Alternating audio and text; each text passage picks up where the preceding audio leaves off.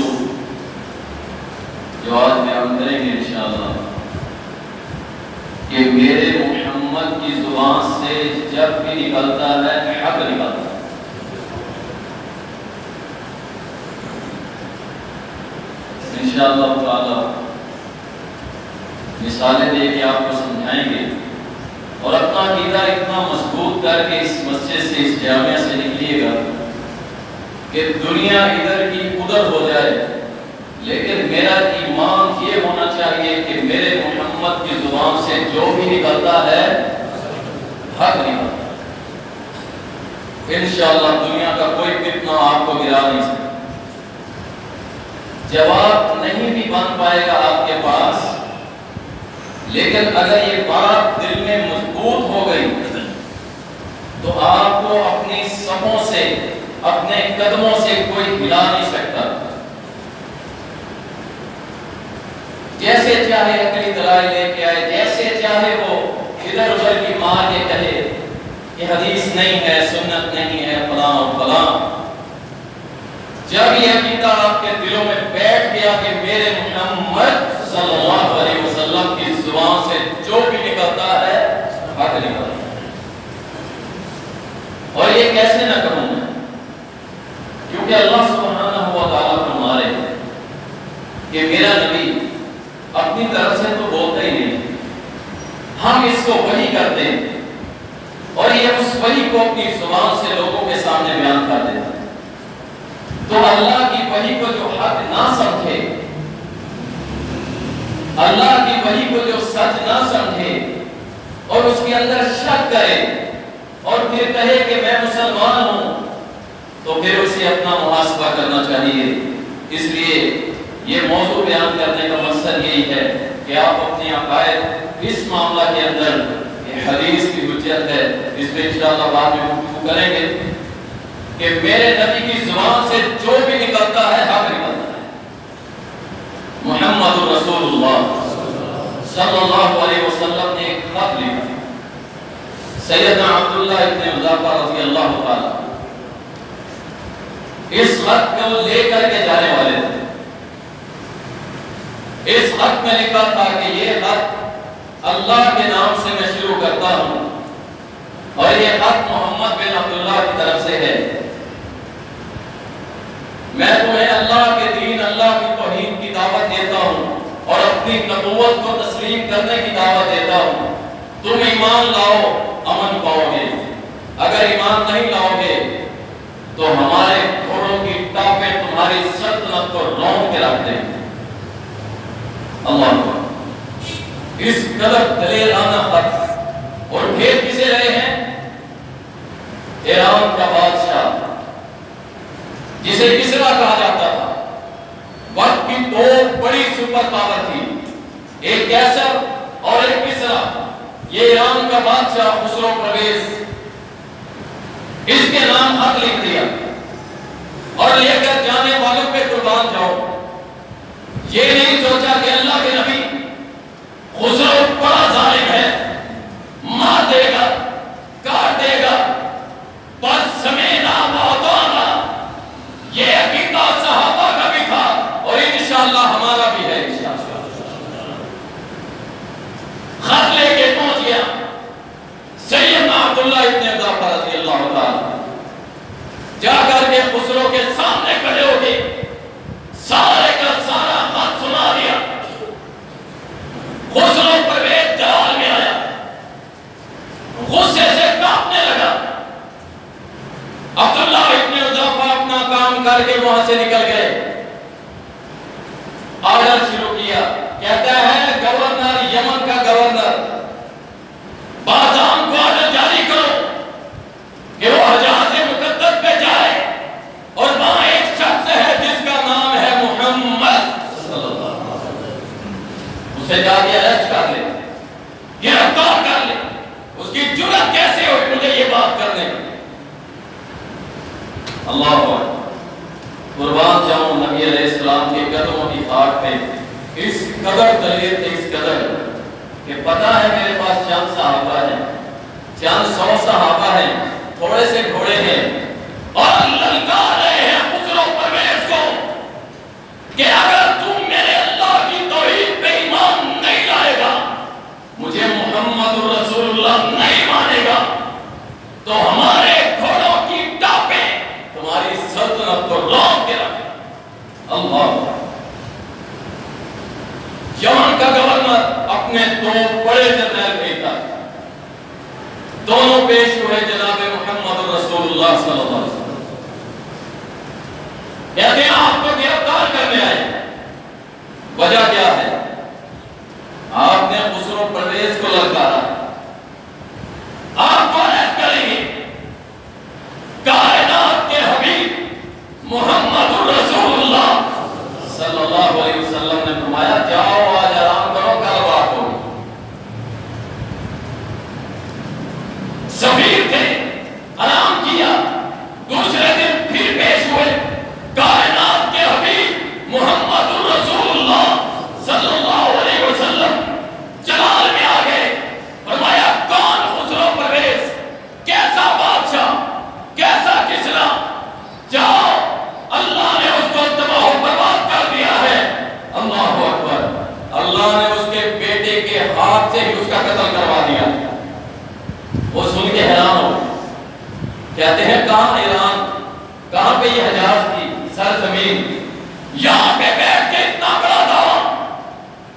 کہنے لگے یہ بات ہم اپنے گورنر کو بتا دیں، فرمایا جاؤ بتا دو اور اسے کہہ دو اگر تو اللہ رسول پہ ایمان لائے گا یمن کی گورنری تیرے حوالے کر دوں گا، ہمیشہ کے لیے تو اس کا گورنر رہے گا، اور اگر نہیں تو پھر فیصلہ آمنے سامنے ہوگا۔ اپنے گھوڑے کو موڑتے ہیں، یمن چلے گئے اور جا کے گورنر کے سامنے کہتے ہیں کہ وہ محمد صلی اللہ علیہ وسلم یوں کہہ رہے ہیں کہ تمہارے خسرو پرویز کے اللہ نے ٹکڑے کروا دیے، اور یہاں میں رک کے کہتا چلوں کہ جس نے میرے نبی کے خط کو پھاڑا میرے اللہ نے اس کو پھاڑ کے رکھا۔ یہ میرے نبی کی شان کا مسئلہ تھا، یہ میرے نبی کی عزت اور عظمت کا مسئلہ تھا۔ اللہ اکبر۔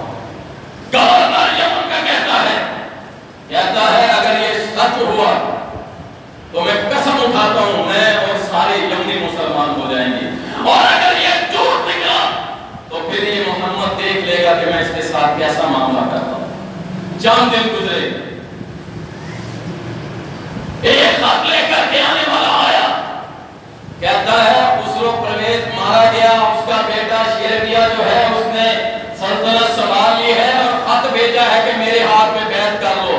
خط پڑھ کے بادام کہتا ہے اشہد ان لا الہ الا اللہ واشہد ان محمد عبدہ ورسولہ۔ تو کہتا ہے اس کے ہاتھ میں بیعت کرو، میں تو محمد کے ہاتھ میں بیعت کرتا ہوں، کیونکہ اس کی زبان سے جب بھی نکلتا ہے حق نکلتا ہے۔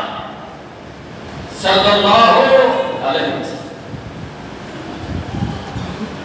یہ زبان نبوت سے جب بات نکلتی ہے یاد رکھو پھر وہ لکھ دی جاتی ہے، پھر اللہ اس کو جھوٹا نہیں ہونے دے، کیونکہ اگر زبان نبوت سے نکلی ہوئی بات جھوٹ ہو جائے تو پھر دنیا آج ہمیں سینے نہ دیتی، انگلیاں اٹھاتی کہ تمہارے نبی نے ایک جھوٹ بولا ہے۔ اللہ اکبر۔ اور آج ہم امتی سینہ ٹھوک کے کہہ سکتے ہیں کہ ہم چیلنج کرتے ہیں پوری دنیا کے کافروں کو کہ پوری نبی علیہ السلام کی نبوت اور اس سے پہلے والی زندگی سمیت ہمیں کوئی ایک ایسا جھوٹ لا کے دکھاؤ جو ہمارے محمد صلی اللہ علیہ وسلم، تو پھر ہم کیوں نہ کہیں کہ میرے محمد کی زبان سے جب بھی نکلتا ہے حق نکلتا۔ صلی اللہ علیہ وسلم۔ نبی علیہ السلام ہجرت کے لیے نکلے، اللہ اکبر۔ جب ہجرت کے لیے نکلے کافروں نے اعلان کیا، اعلان کیا کیا؟ کہتے ہیں جو بھی محمد اور اس کے یار سیدنا ابو بکر صدیق رضی اللہ عنہ ان کو گرفتار کر کے لائے گا، ہم اس کو 100 اونٹ، قیمتی 100 اونٹ دیں گے۔ 100 اونٹ کا مطلب جانتے ہو؟ 100 اونٹ کا مطلب ہے آج کی 100 پراڈو گاڑیاں۔ اس وقت کا قیمتی اونٹ آج کی پراڈو سے بھی زیادہ قیمتی کا 100 اونٹ ملیں گے، جو بھی محمد اور اس کے یار جناب صدیق اکبر رضی اللہ تعالیٰ عنہ اس کو جو پکڑ کے لائے گا 100 اونٹ ملیں گے۔ مشرکین مکہ دوڑ پڑے، دائیں بائیں دوڑے، اپنے اپنے راستے پکڑے۔ سراقہ ابن مالک رضی اللہ تعالیٰ عنہ ابھی مسلمان نہیں ہوئے،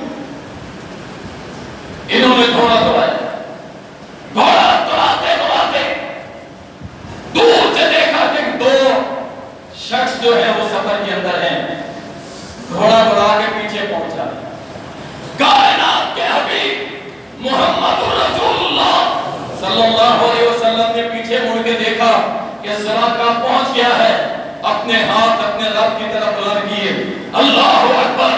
अल्लाह ने अपने नबी की हिफाजत की। सुराका का घोड़ा पीठ तक पूरी की पूरी टांगे जमीन के अंदर धंस गई।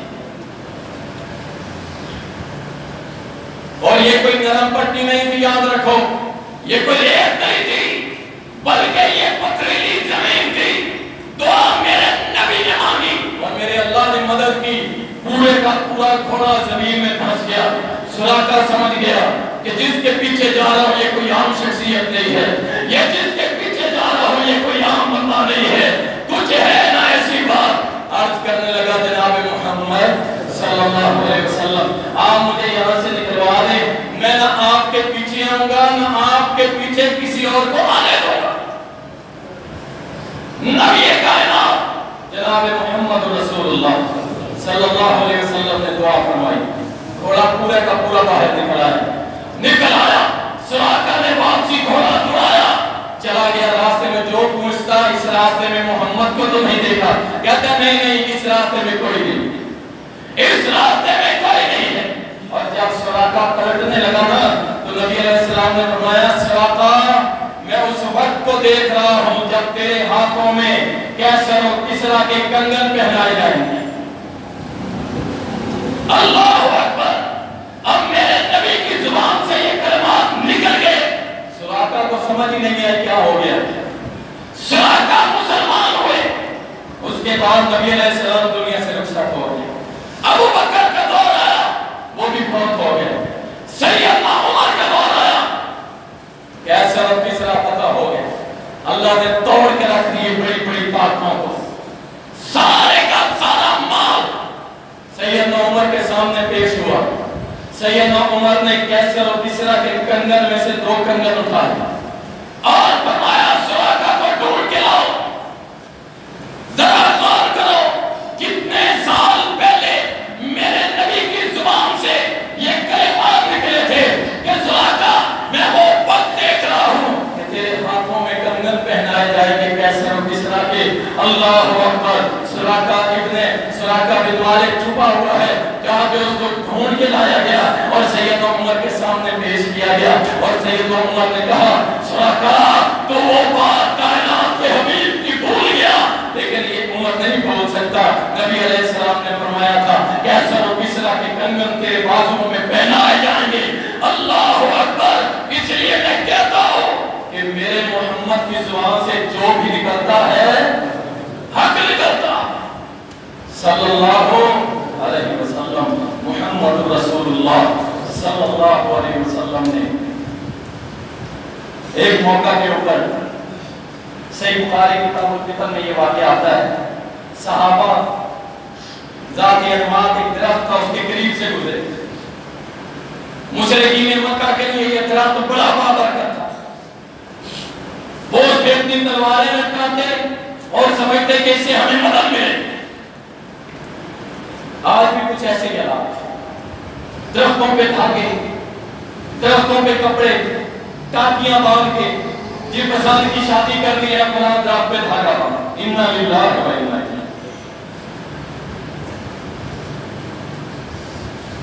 जानवरों तक की पूजा। खाने वाले के अंदर आपने भी देखा होगा सोशल मीडिया, एक कछुआ, कच्छु कुम्मा जिसे कहते हैं, उससे जाके लोग हाथ उठा के दुआएं मांग रहे हैं, बाबा जी मेरी ये मुराद पूरी कर। अल्लाहु अकबर। अल्लाह हमें जब तक जिंदा रखे तौहीद में जिंदा रखे, और जब मौत का वक्त है जुबान पे कलमा तौहीद जारी कर दे। कायनात के हबीब को सहाबा ने कहा, चंद सहाबा कहने लगे, नए नए मुसलमान हुए थे, सीख रहे थे, सीखने के मराहिल में थे, वरना सहाबा, एक सहाबी के ईमान को अगर ले लिया जाए ना, पूरी दुनिया के मुसलमान इकट्ठे हो जाए, उसके ईमान का मुकाबला नहीं कर सकते। नए नए जो मुसलमान हुए थे, अर्ज करने लगे, अल्लाह के नबी सल्लल्लाहु अलैहि वसल्लम, आप ऐसे करें, हमारे लिए भी कोई दरख्त मुकर्रर करें जिसपे हम भी अपनी तलवारें, साजो सामान लटकाया करें, ताकि हमारे अंदर भी बरकत आ। कायनात के हबीब ने फरमाया, موسیٰ کی قوم والی بات کر دی کہ ہمارے لیے بھی ایک دوسرا الہ بنا دو، اور فرمایا یاد رکھو قیامت اس وقت تک قائم نہیں ہوگی جب تک کہ میری امت کے لوگ پہلی قوموں کی طرح ان کے پیچھے نہ لگ جائے، ان جیسے کام کرنے شروع نہ کر دیں۔ یہ کس نے فرمایا تھا؟ محمد رسول اللہ صلی اللہ علیہ وسلم نے، کہ تم دوسری قوموں کے پیچھے چلو گے۔ کیا آج ایسا ہو نہیں چکا؟ کوئی قوم ناطول میں کمی کرتی، اللہ کا عذاب آ جاتا ہے۔ کوئی قوم لواطت کرتی، اللہ کا عذاب آ جاتا ہے۔ کوئی قوم تکبر کرتی، اللہ کا عذاب آ جاتا ہے۔ کوئی قوم نبی کی بات اور حکم کو رد کر دیتی، اللہ کا عذاب آ جاتا ہے۔ کوئی قوم اللہ کے ساتھ شرک میں انتہا کو پہنچ جاتی، اللہ کا عذاب آ جایا کرتا تھا۔ آج ساری قوموں والے کرتوت اس امت کے اندر پڑ جاتے، پھر کہتے ہیں کرونا ڈینگی فلاں آ گیا ہے۔ اللہ اکبر، جب پیارے نبی کی پیاری باتوں کو چھوڑو گے نا تو پھر اللہ تمہارے اوپر آزمائشیں ڈالتا ہے۔ اللہ اور ورنہ صحابہ اکرام، یہ تو مخلوق ہی ہے نا میرے بھائی، یہ کچھ اور تو نہیں ہے اللہ کی مخلوق۔ اللہ اکبر، لیکن یاد رکھو صحابہ اکرام کے سامنے اس مخلوق کے آگے چلتے تھے۔ کیسے چلتے تھے؟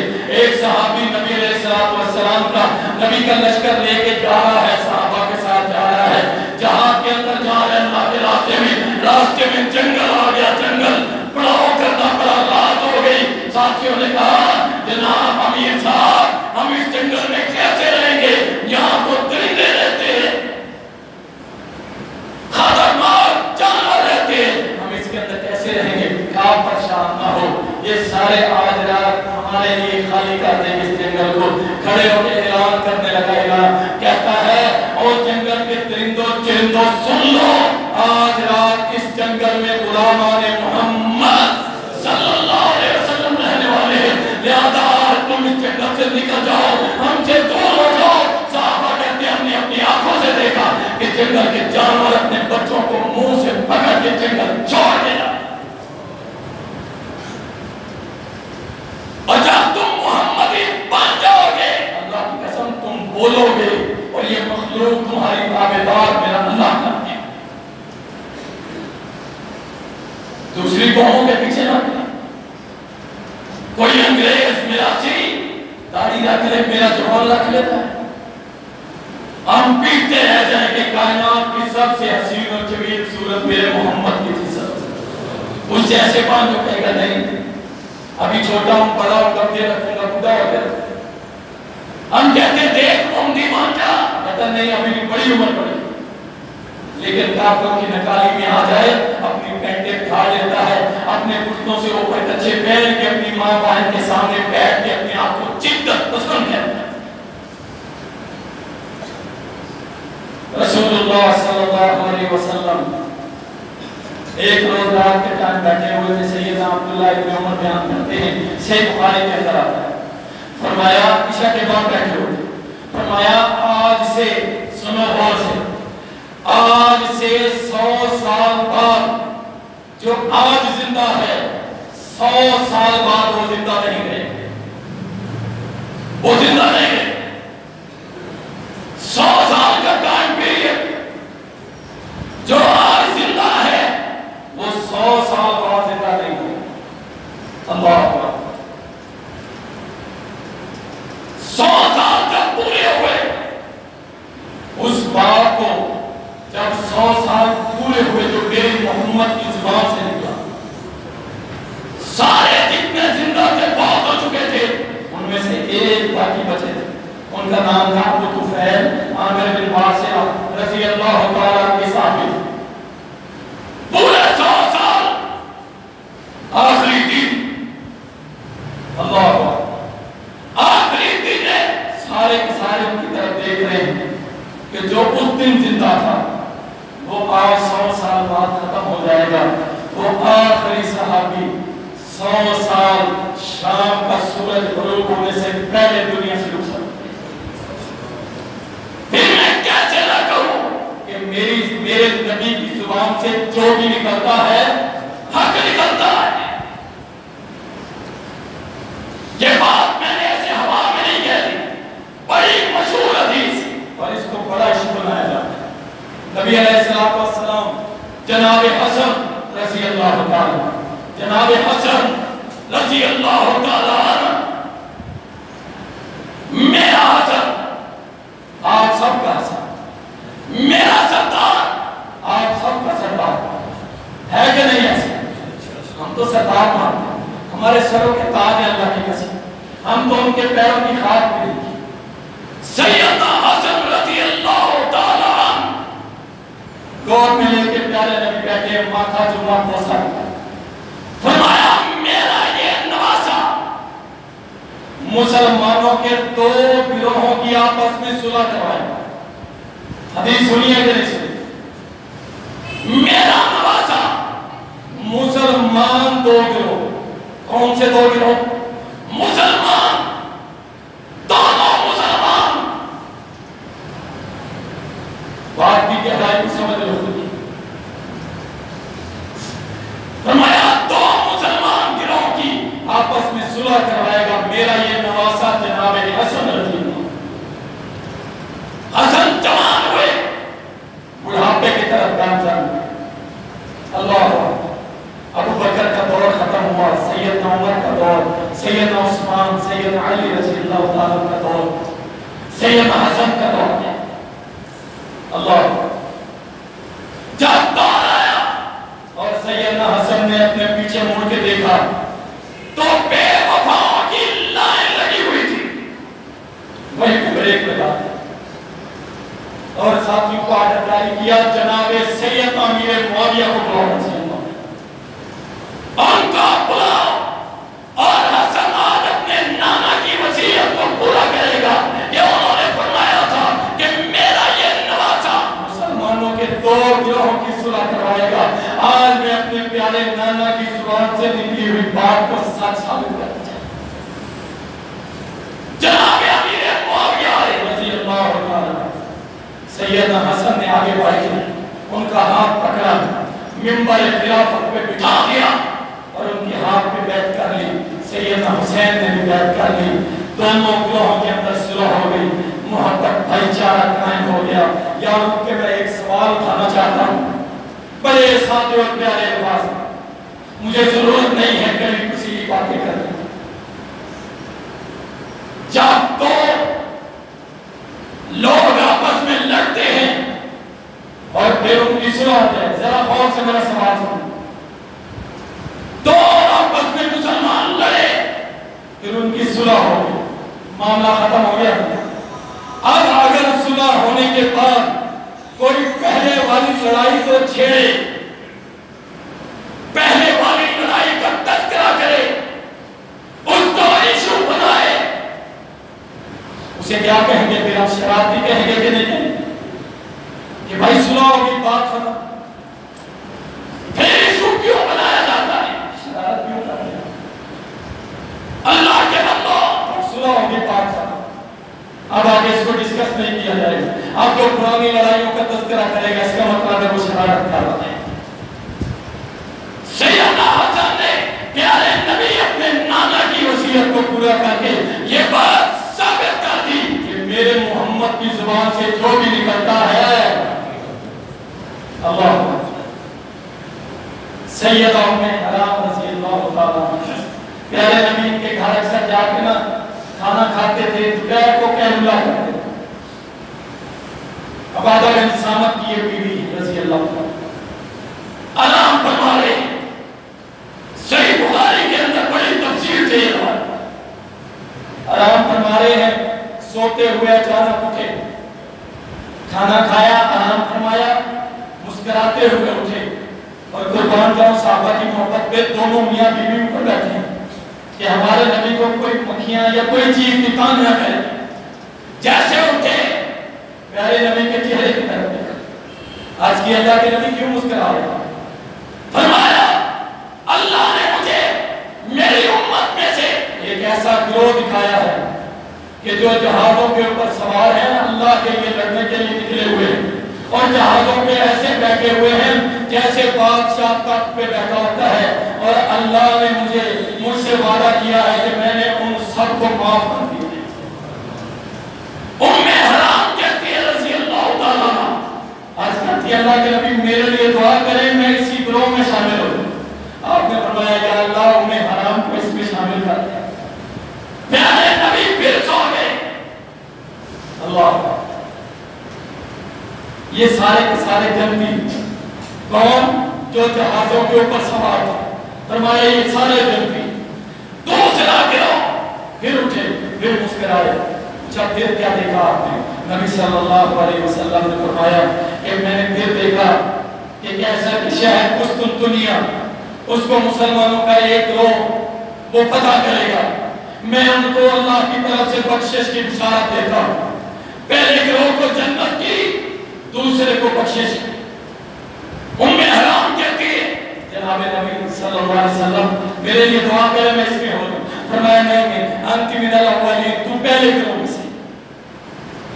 بات ختم ہوئی، نبی علیہ السلام چلے گئے، دنیا سے رخصت ہو گئے، فوت ہو گئے۔ جناب ابوبکر صدیق، عمر، عثمان، علی سب کے دور گزرے۔ جناب حسن کا دور گزرا، جناب امیر معاویہ کا دور آیا رضی اللہ تعالیٰ۔ جناب امیر معاویہ نے جب دیکھا کہ خشکی کے اندر چپے چپے پہ اللہ کا دین پہنچ گیا، اب دریوں کے اندر، بحروں پر کے اندر، سمندروں کے اندر بھی لا الہ الا اللہ تعریف کرنا ہے، تو سید امیر معاویہ رضی اللہ تعالیٰ نے جہاز تیار کروایا، لشکر تیار کروایا۔ جب وہ لشکر تیار ہوا سمندر میں اترنے کے لیے، ام حرام آگے بڑھی۔ یہ بوڑھی مائی کمزور قدموں کے ساتھ اس جہاز کے اندر داخل ہوئی، اور داخل ہونے کے بعد جہاز چل پڑا اللہ کی راہ میں، اور جس ملک میں اتر کے لڑنے کے لیے اترنا تھا صحابہ نے، یہ بوڑھی بھائی، یہ بوڑھی اماں نیچے اترنے لگی تو گر کے وہیں پہ شہید ہو گئی، اور وہیں پہ دفن کر دیا گیا۔ کیوں؟ میرے نبی نے کتنے سال پہلے فرمایا تھا کہ ام حرام تو اس لشکر میں شامل ہوگی کہ جو اللہ کی راہ میں نکلے گا، میں ان کو جنت کی بشارت دیتا ہوں۔ پھر میں کیوں نہ کہوں کہ میرے محمد کی زبان سے جو بھی نکلتا ہے حق نکلتا ہے صلی اللہ علیہ وسلم۔ محمد رسول اللہ صلی اللہ علیہ وسلم۔ گھوڑا خریدی، گھوڑا خریدی۔ دیکھیں میرے نبی صلی اللہ علیہ وسلم ہر فیلڈ میں آپ کو ملیں گے۔ کوئی یہ کہنا بزنس کرنا ہے تو میں جناب فلاں سے سیکھوں، فلاں سے سیکھوں۔ یاد رکھو سیدنا عمر کا یہ مثال تھا کہ مارکیٹ کے اندر، بزنس مارکیٹ کے اندر کسی غیر عالم کو دکان نہیں کھولنے دیں۔ آپ حیران ہوں، کسی غیر عالم کو دکان نہیں کھولنے دیں۔ کیوں؟ وہ کہتے تھے، فرماتے تھے کہ اسے حلال حرام کی تفریق کا پتہ نہیں ہے، اسے سود کی اقسام کا پتہ نہیں ہے، اسے پتہ نہیں ہے کون سی چیز کہاں پہ جا کے حرام ہو جائے گی، مال سٹاک کرنے کا طریقہ کیا ہے۔ ان سارے مسائل کا وہ حاصل نہیں ہوگا تو یہ گناہ کرے گا، نقصان کرے گا اپنا بھی اور اپنے مسلمان بھائیوں کا بھی۔ اس لیے سیدنا عمر مدینہ کی مارکیٹ میں کسی غیر عالم کو نہیں بیٹھنے دیتے۔ یہ جو ہے نا سرمایہ دارانہ نظام، امیر امیر ہو رہا ہے، غریب غریب ہو رہا ہے، یہ سیدنا عمر کے دور میں بھی آیا تھا۔ ایک شخص آ کے کہنے لگا یہاں پہ گھوڑوں کا فارم بنانا چاہتا، آپ کو گھوڑے چاہیے ہوتے ہیں، میں پال پوس کے دوں گا۔ سیدنا عمر رضی اللہ تعالیٰ نے فرمایا بزنس اچھا ہے تیرا لیکن میں اجازت نہیں دوں گا۔ عرض کی کیوں؟ فرمایا جب تو گھوڑے رکھے گا، گھاس خریدے گا، جب کبھی قحط پڑتا ہے گھاس تھوڑی ہوتی ہے، تم زیادہ قیمت دے کے ساری گھاس خرید لے گا، اور جو غریب ہوگا اسے گھاس نہیں ملے گی، اس کے جانور مر جائیں گے، وہ غریب ہوگا، تو امیر ہوگا، تو امیر ہوتا چلا جائے گا، میرا مسلمان غریب ہوتا چلا جائے گا۔ لہذا میں ایسے کاروبار کی بنیاد نہیں رکھنا چاہتا کہ جس میں امیر امیر ہوتا جائے، غریب غریب ہوتا چلا جائے۔ اللہ اکبر۔ تو بزنس بھی میرے نبی نے سکھایا ہے۔ اللہ ایک گھوڑا خریدا، گھوڑا خریدا، سودا طے ہو گیا،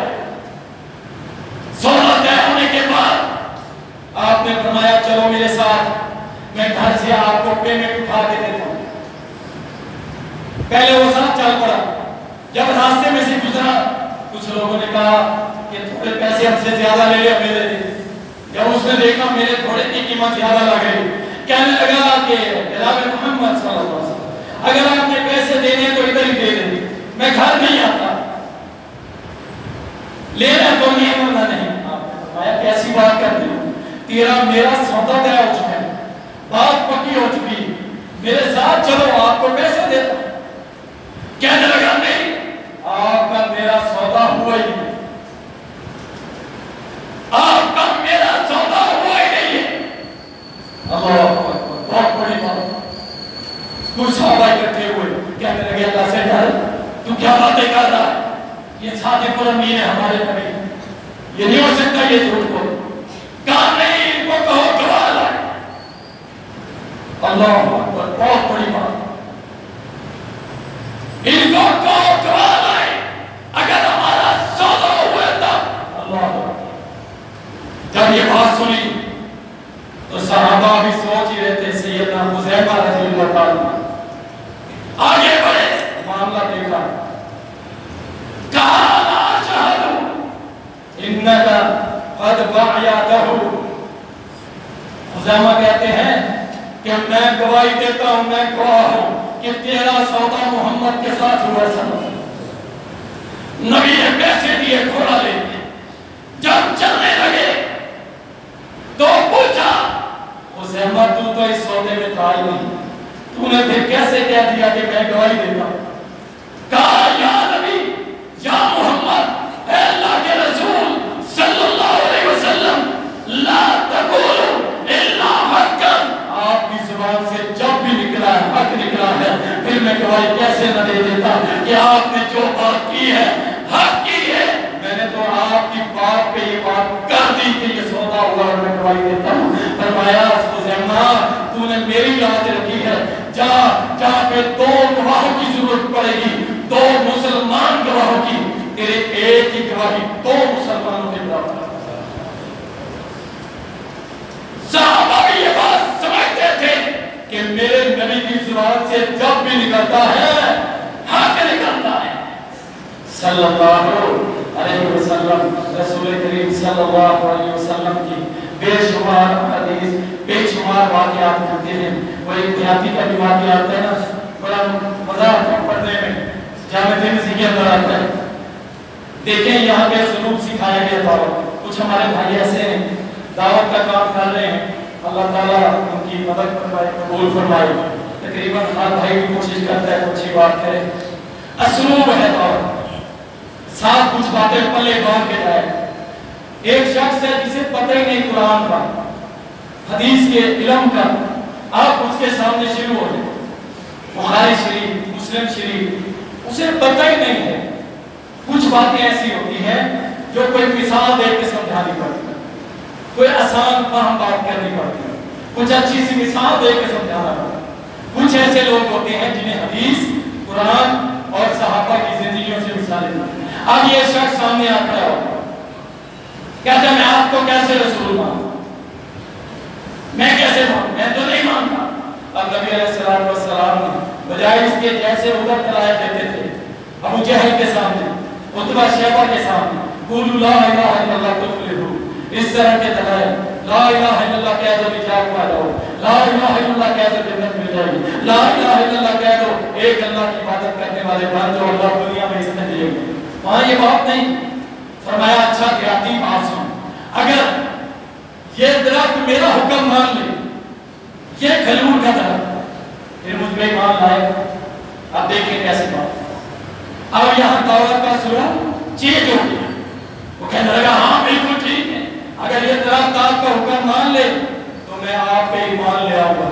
جناب محمد رسول اللہ صلی اللہ علیہ وسلم نے اپنی زبان مبارک سے فرمایا، اس درخت کی طرف اشارہ کیا کہ اس اپنی کھجوریں اس کے اوپر برسا دے۔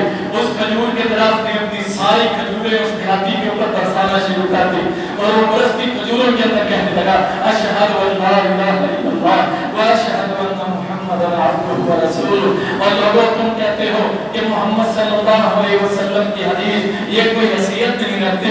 ارے میرے نبی کی زبان سے جب بات نکلتی ہے تو درخت بھی قاعدے نہیں ہے، وہ بھی اس کو مان کے عمل کر لیتے ہیں، تم تو پھر انسان ہو۔ اس لیے میں کہتا ہوں کہ میرے محمد کی زبان سے جب بھی نکلتا ہے حق نکلتا ہے۔ محمد رسول اللہ صلی اللہ علیہ وسلم نے فرمایا کہ لوگوں کے اندر ایسا زمانہ آئے گا، سے بخار کے اندر لوگوں کے اندر ایسا زمانہ آئے گا کہ وہ کاروبار کریں گے، مال کمائیں گے اور اس بات سے بے نیاز ہو جائیں گے کہ کمایا ہوا مال حلال ہے یا حرام ہے، کمایا ہوا مال حلال ہے یا حرام۔ کیا خیال ہے آج ایسا ہو نہیں چکا؟ بہت سے لوگ کہہ رہے تھے الحمدللہ الحمدللہ میرا 2 نمبر مرچوں کا کام ہے، میں مرچوں کے اندر جناب پورا لکڑیوں کا اور اس کے اندر زہر ملا کے بیچتا، کہتے ہیں الحمدللہ میرا شوگر کا چینی کا کام ہے، اس میں سوجی ملا کے بیچتا، الحمدللہ اللہ نے بڑا نوازا ہے، 2 نمبر چیزیں بیچتا، الحمدللہ للہ و انا الیہ۔ فرمایا ان لوگوں کو کوئی سروکار نہیں ہوگا کہ کمایا ہوا مال حلال ہے یا حرام ہے۔ اللہ کے لیے اپنے کاموں کی طرف غور کرو، اگر سمجھ نہیں آ رہی مفتیان کرام علماء احکام موجود ہیں، ان سے جا کے اپنے مسائل پوچھیں کہ میرا یہ کام ٹھیک ہے نا، کوئی ڈاؤٹ تو نہیں ہے، اگر ہے تو میں چھوڑ دوں گا، میں مزدوری کر لوں گا، لیکن اپنے بچوں کو حرام نہیں کھلاؤں گا، اپنے بچوں کو حرام نہیں کھلاؤں گا۔ دل بڑے کرو، ان علماء کی عزت کرو، اللہ کے لیے علماء کے ساتھ اٹیچ ہو جائے، ورنہ گمراہ ہو جاؤ۔ علماء سے محبت کرو، دوستیاں کرو اور ان کے ساتھ کھڑے ہو۔ یہ سلسلہ میرے نبی سے شروع ہوا۔ اصحاب صفہ کیا تھے؟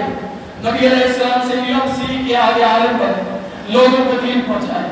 آج مدارس کے اندر علماء بیٹھے ہوتے ہیں، تمہیں سب کی فکر ہے، ہر چیز کی فکر ہے، تمہیں کرونا آ گیا سب کا خیال کرو، بالکل کرو، لیکن کچھ لوگ بھی آئی ہوتے ہیں، اللہ کے بڑے قریب ہوتے ہیں، جو اللہ کی قرآن اور حدیث کو سکھانے والے ہوتے ہیں، کبھی ان کی خبر لی کہ ان کے گھر میں کچھ ہے، کچھ کھانے پینے کے لیے علماء کے پاس ہے، لوگ علماء مر گئے، ختم ہو گئے، تم گمراہ ہو جاؤ گے۔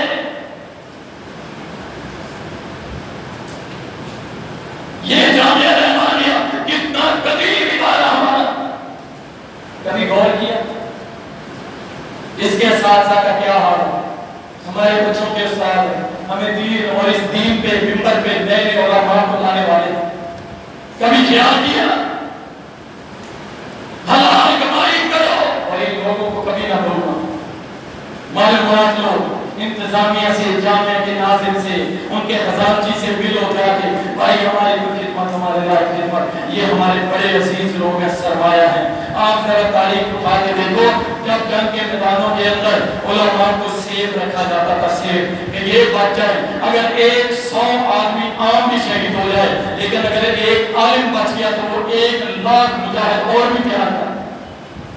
جب عالم ہی نہیں دے گا تو پھر کیا کرو گے؟